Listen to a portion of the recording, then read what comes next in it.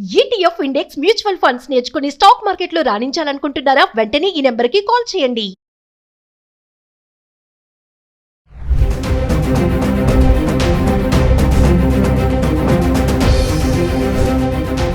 నమస్తే, welcome back to Suman TV. ప్రస్తుతం మనతో పాటు ఉన్నారు consumers affairs committee chairman Mandari Krishna Reddy గారు. నమస్తే సార్. నమస్తే అమ్మా. సార్, కర్ణాటక మరి ధర్మస్థల మంజునాథ స్వామి టెంపుల్లో మరి ఘోరమైన ఘటన, వందలాది మంది మహిళల్ని చంపేసి అత్యాచారం చేసి చంపి పూడ్చిపెట్టిన ఘటన. మరి రీసెంట్గా శానిటరీ వర్కర్ ఇచ్చినటువంటి పోలీస్ కంప్లైంట్ ద్వారా ఇదంతా బయటపడుతుంది. ఒక్కసారి వివరాల్లోకి వెళ్తే సార్. దేశంలోనే ఒక సంచలనాత్మకమైనటువంటి విషయంగా దీన్ని చెప్పుకోవచ్చు. అంటే అధికారం, పలుకుబడి, డబ్బు ఇవన్నీ ఉండేటువంటి వాళ్ళు ఈ దేశంలో ఇంకా అరాచకాలు చేస్తూనే ఉన్నారు. మహిళల మీద అత్యాచారం చేస్తున్నారు. చిన్న చిన్న పిల్లలు, అప్పుడప్పుడే జీవితంలో అడుగుపెడుతున్నటువంటి పిల్లల్ని కూడా, మైనర్ పిల్లల్ని కూడా కొంతమందిని అత్యాచారం చేసేందుకు కూడా వెనుకాడినటువంటి పెద్ద మనుషుల రూపంలో ఉన్నటువంటి, ముసుగులో ఉన్నటువంటి గోముఖ వ్యాఘ్రాణాలు ఈ దేశంలో చాలా ఉన్నాయి. దాంట్లో ఉదాహరణగా ఈ కేసు చెప్పుకోవచ్చు. ఈ కేసు ఎలా బయటపడిందంటే, ఒక శానిటరీ వర్కర్, ఒక దళిత వ్యక్తి పోలీస్ స్టేషన్కి వచ్చి ఒక కంప్లైంట్ ఇచ్చాడు. ఇక నేను మంజునాథ స్వామి దేవాలయానికి దగ్గరలో ఉండేటువంటి నది ఒడ్డున శవాల్ని పాతిపెట్టాను. దాంట్లో చాలా శవాలు అని మహిళలవే, కొంతమంది ఇంకా మైనర్ బాలికలు కూడా ఉన్నారు దాంట్లో. వాళ్ళ మీద అత్యాచారం చేసినట్టుగా కూడా కనబడుతున్నాయి. చాలా మందిని ఉరేసినట్టుగా కనబడుతున్నాయి. రక్కినట్టుగా, దెబ్బలు కొట్టినట్టుగా, బండకేసి బాదినట్టుగా, రకరకాలుగా వాళ్ళ తల చిట్లిపోయినట్టుగా ఇట్లా కనబడుతున్నాయి. వందల శవాలు నేను పూడ్చిపెట్టడం జరిగింది. నేను ఈ విషయం ఎక్కడైనా బయట పెడితే నన్ను, నా కుటుంబాన్ని మొత్తం కంప్లీట్గా చంపేస్తానని బెదిరించారు. కానీ పడుకుంటే నాకు నిద్ర పట్టడం లేదు. ఈ పాపాలని నేను చేసినట్టు అనిపిస్తుంది. ఈ పాపలను నేను కూడా బాగా వహించినట్టు అనిపిస్తుంది. ఆ పసిపిల్లలు, వాళ్ళు అంటే ఇంకా మైనర్ బాలికలు, ఆ స్త్రీలు, వాళ్ళని చూస్తుంటే,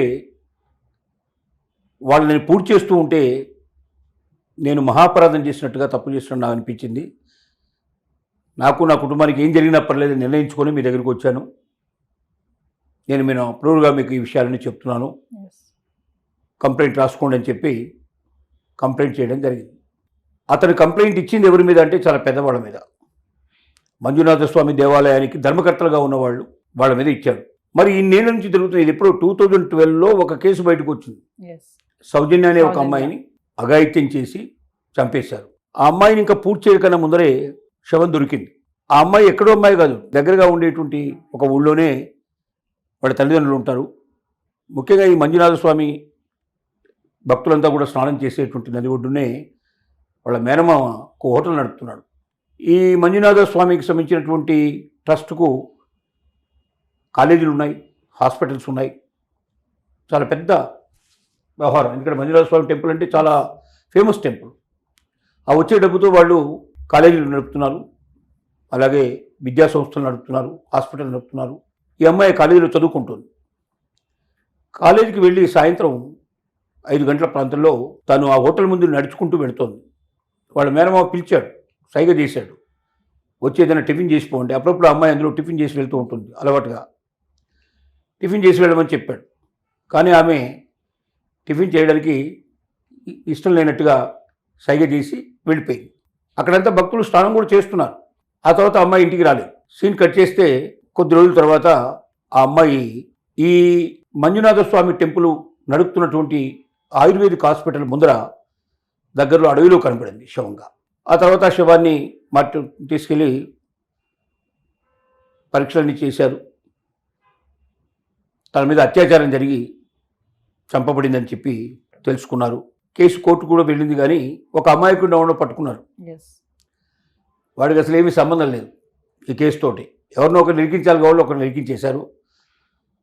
కేసు ఒక 4-5 ఏళ్ళు నడిచింది. ఆ తర్వాత అతను నిరాపరాధని చెప్పి అతను కూడా విడుదల చేయడం జరిగింది. ఇప్పుడు సినిమా యాక్టర్స్ కూడా దీని మీద ఇంట్రెస్ట్ పెట్టి ఈ కేసుని మళ్ళీ తిరిగి తోడండి, బయటికి తీసుకురండి. ఇప్పుడు ఈ విషయాలు బయటపడ్డాయి కాబట్టి, వందల శవాలను పూడ్చిపెట్టినట్టు విషయం బయటపడింది కాబట్టి, ఈ అమ్మాయి కూడా దాంట్లో ఒక భాగమే. పూడ్చిపెట్టే ముందే శవం దొరికింది కాబట్టి ఈ అత్యాచారాల్లో తనకు కూడా భాగం ఉంది. అంటే వీళ్ళందరితో పాటు తను కూడా ఉంది. ఎవరు ఈ పని చేశారో వాళ్ళ మీద కేసు నడపాలి, తప్పనిసరిగా వాళ్ళని బయటికి తీసుకురావాలని చెప్పి కొంతమంది మేధావులు, సెలబ్రిటీస్ దీని మీద ఒత్తిడి చేస్తున్నారు. మరి ఇంత జరిగినా కూడా ఇంకా ప్రెస్ వాళ్ళు అక్కడికి వెళ్ళడం కానీ, దాని గురించి పూర్తిగా కూపీ లాగడానికి ప్రయత్నం చేయడం కానీ, లేక గవర్నమెంట్ ఆఫ్ ఇండియా కానీ గవర్నమెంట్ ఆఫ్ కర్ణాటక కానీ ఎక్కువ స్పీడ్గా ఈ కార్యక్రమం చేయకపోవడం, అంటే పూర్తి ఎంక్వైరీ చేసి దోషులు ఎవరో బయటకు తేల్చడానికి ప్రయత్నం చేయడం లేదు. కారణం ఏంటంటే చాలా ఇన్ఫ్లుయెన్స్డ్ పర్సన్స్, మంజునాథ స్వామి టెంపుల్కి సంబంధించినటువంటి పాలకవర్గం కానీ, లేక ఈ పనుల వెనుక ఉన్నటువంటి పెద్ద మనుషులు కానీ, వాళ్ళు పార్లమెంటు దాకా వాళ్ళ హస్తం ఉంది, పార్లమెంటేరియన్స్గా కూడా ఉన్నారని చెప్పి అనుమానాలు ఉన్నాయి. డబ్బు విపరీతంగా ఉంది వాళ్ళ దగ్గర, ఇన్ఫ్లుయెన్స్ విపరీతంగా ఉంది. అవసరమైతే ఎవరినైనా కొనేయగలరు, అవసరమైతే ఎవరినైనా చంపేయగలరు. ఇలాంటి పరిస్థితుల్లో ఎవరైనా వెళ్ళి సాహసంగా ముందుకు వెళ్ళి ఎంక్వైరీ చేయడానికి కూడా సిద్ధపట్టలేదు.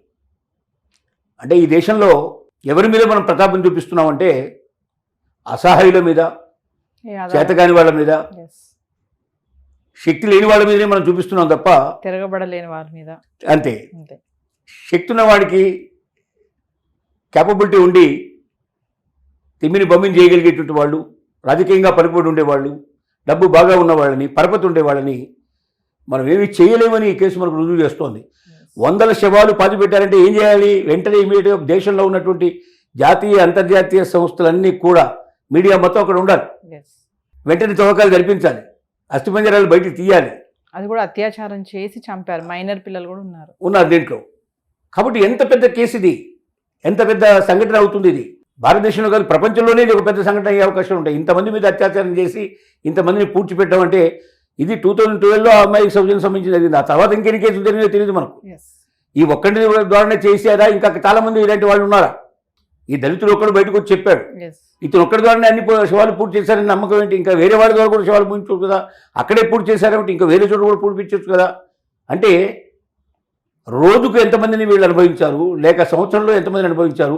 ఎందుకంటే ధర్మస్థలానికి వచ్చేటువంటి వాళ్ళు భక్తులు చాలామంది వస్తారు, కొన్ని వందల మంది, వేల మంది కూడా వస్తారు. అక్కడ జాతర లాంటివి, తిరణాలు లాంటివి చాలా జరుగుతుంటాయి, వేల మంది కూడా వస్తుంటారు అక్కడికి. వాళ్ళు ఎంతోమంది అమ్మాయిలు వస్తుంటారు, ఎంతోమంది ఆడవాళ్ళు వస్తుంటారు. వీళ్ళ అత్యాచారానికి ఎంతమంది బలయ్యారో తెలియదు. ఎంతోమంది పోలీస్ స్టేషన్లో అక్కడ కేసులు నమోదైనవి, మిస్సింగ్ కేసులు నమోదైనవి. కానీ ఇంతవరకు వాళ్ళు ఏమయ్యారో, ఎక్కడికి వెళ్ళారో కూడా ఏమి ఇన్ఫర్మేషన్ లేదు. అంటే ఇదంతా పకడ్బందీగా, బలంగా అందరికీ తెలిసే జరుగుతున్న విషయం.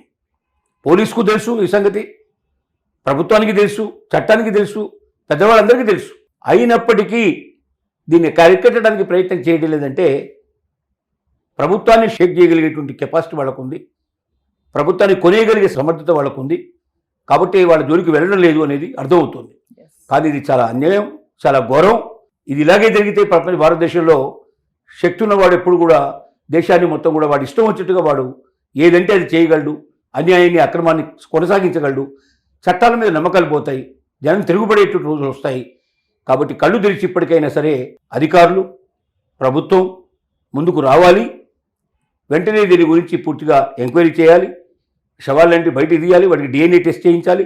మిస్ అయిన వాళ్ళలో ఎంతమందికి అది అవకాశం ఉందో దొరికేందుకు వాళ్ళని టెస్ట్ చేసి చూసినట్టయితే తల్లిదండ్రులని, ఆ శవంలో వచ్చిన DNAని ఈ తల్లిదండ్రులను టెస్ట్ చేసి చూస్తే తప్పనిసరిగా ఎవరెవరు అమ్మాయిలు ఎవరైనా బయటపడుతుంది.